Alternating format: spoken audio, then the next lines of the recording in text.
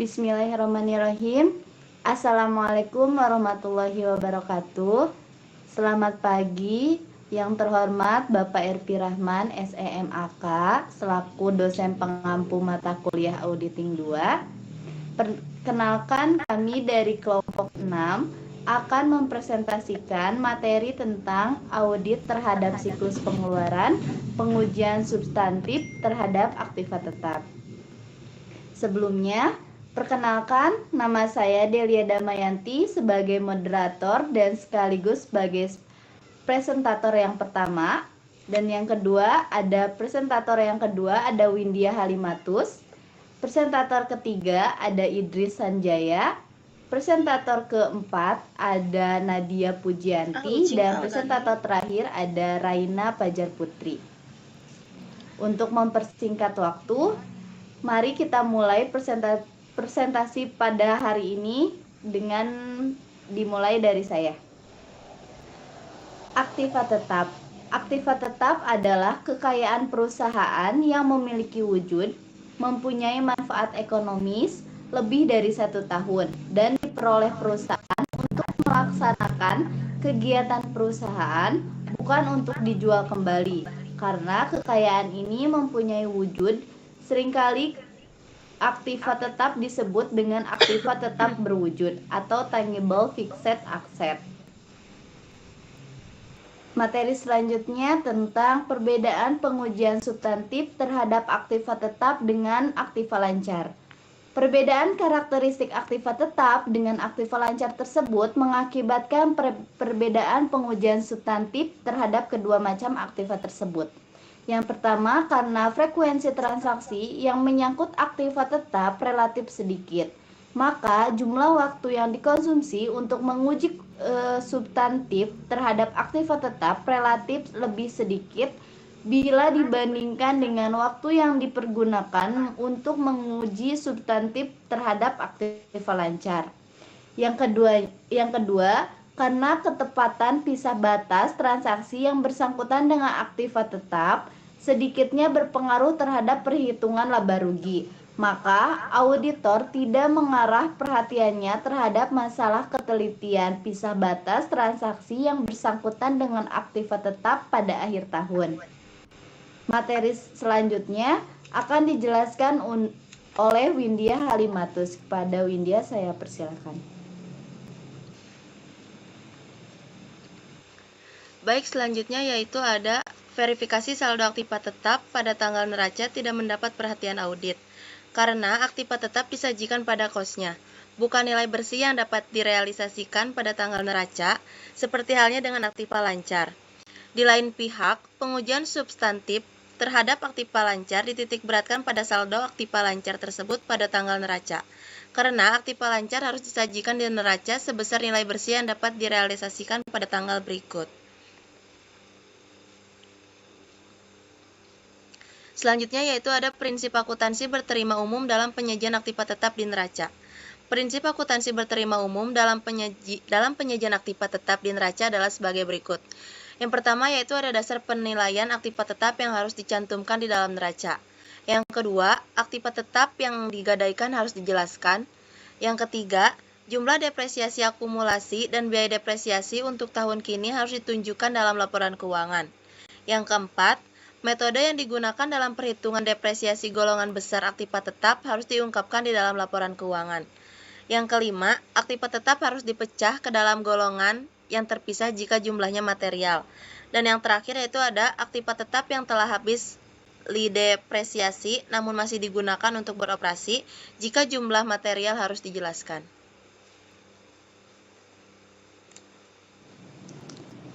Oke, selanjutnya kepada presentator ketiga, Idris Sanjaya, saya persilahkan. Tujuan pengujian substantif terhadap saldo aktiva tetap.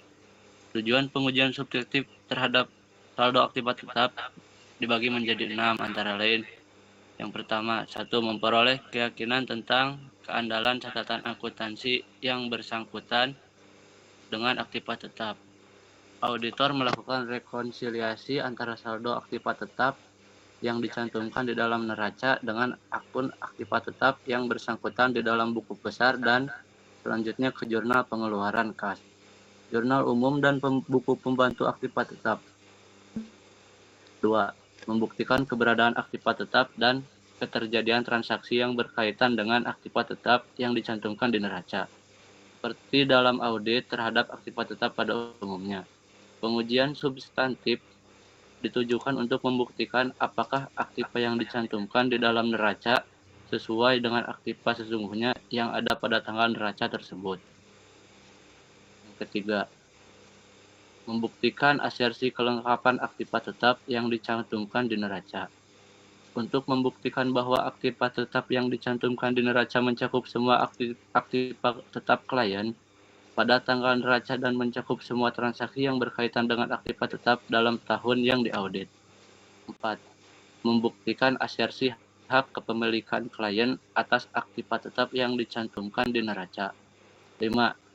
Membuktikan kewajaran penyajian dan pengungkapan aktiva tetap di neraca. Aktiva tetap harus disajikan di neraca pada nilai buku atau book value pada tanggal neraca, atau dengan kata lain sebesar kos aktiva tetap dikurangi dengan depresiasi akumulasi sampai dengan tanggal neraca. Yang keenam, penyajian dan pengungkapan unsur-unsur laporan keuangan harus didasarkan pada prinsip akuntansi bertema umum. Pengujian substantif terhadap aktiva tetap diarahkan untuk mencapai salah satu tujuan, membuktikan apakah unsur aktiva tetap telah disajikan dan diungkapkan oleh klien neracanya sesuai dengan prinsip akuntansi bertema umum. Satu-satunya pengujian substantif untuk membuktikan asersi penyajian dan pengungkapan aktiva tetap di neraca adalah dengan membandingkan penyajian dan pengungkapan aktiva tetap di neraca yang diaudit dengan prinsip akuntansi bertema umum.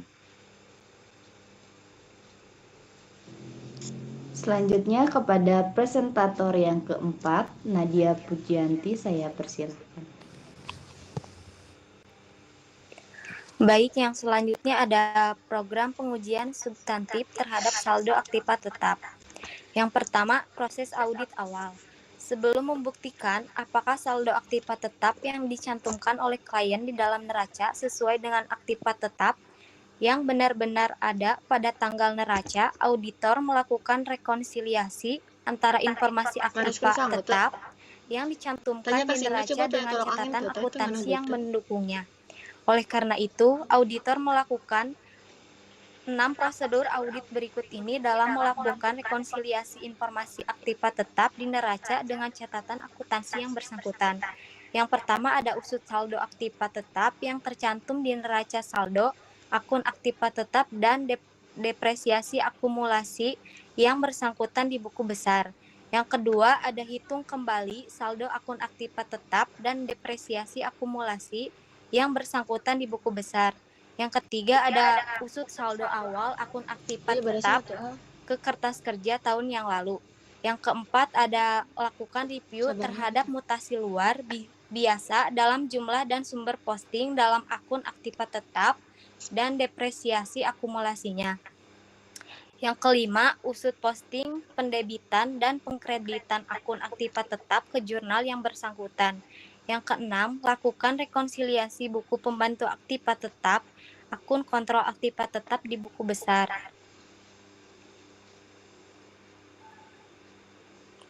Yang kedua, ada prosedur analitik.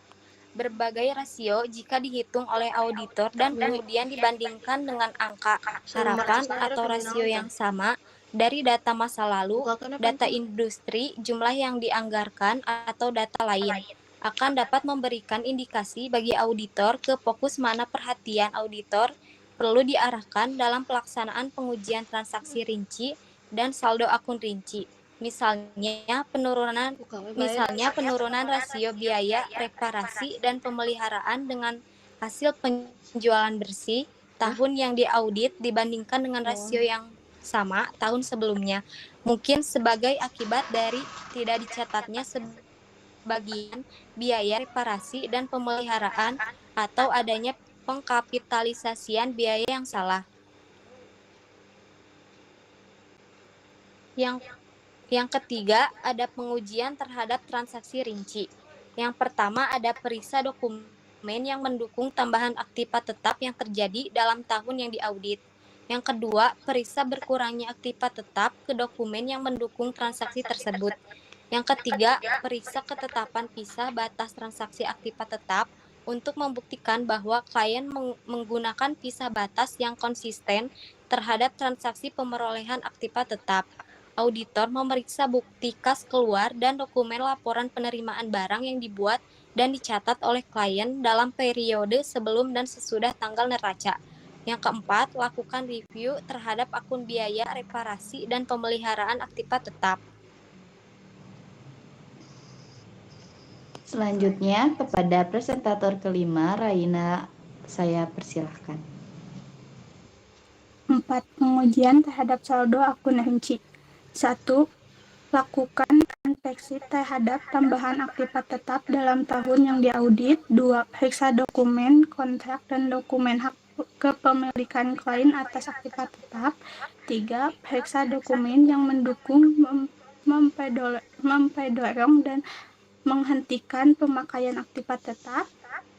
4. Periksa dokumen yang bersangkutan dengan biaya sewa. 5. Lakukan inspeksi terhadap polis asuransi aktiva tetap.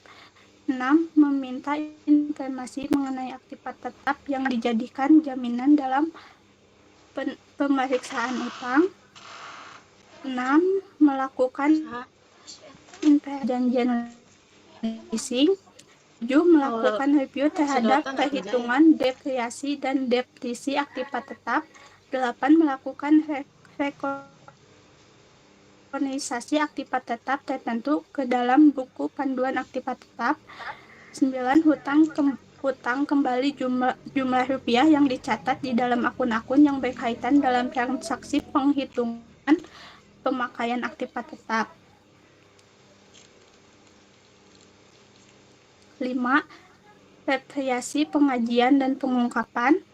1. Periksa klarifikasi aktiva tetap di dalam neraca. Aktiva tetap harus dijelaskan di dalam neraca dalam kelompok aktiva tidak lancar. Pada kos kurangi depresiasi akumulasi atau depresiasi. Auditor melakukan pemeriksaan terhadap klarifikasi aktiva tetap di dalam neraca berdasarkan prinsip akuntansi berkaitan umum.